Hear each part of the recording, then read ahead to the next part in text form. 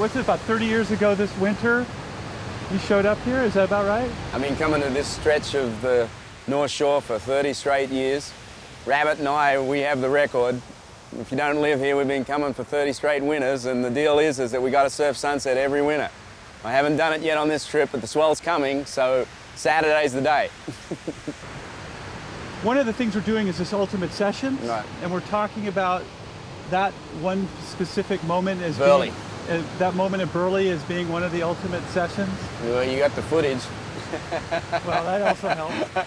I'd have to think we were riding as deep as anybody in the world in Australia at that time.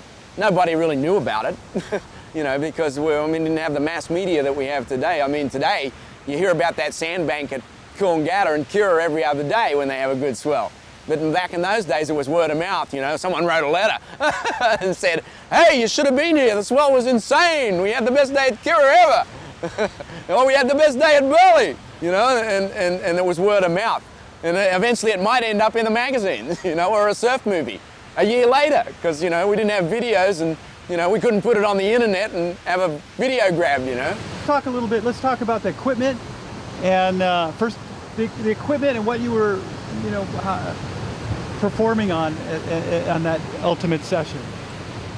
Well, back at that time, you know, because of the way we were surfing, you know, particularly Rabbit and I, we really were Cura guys. And so our equipment was really built to just ride barrels.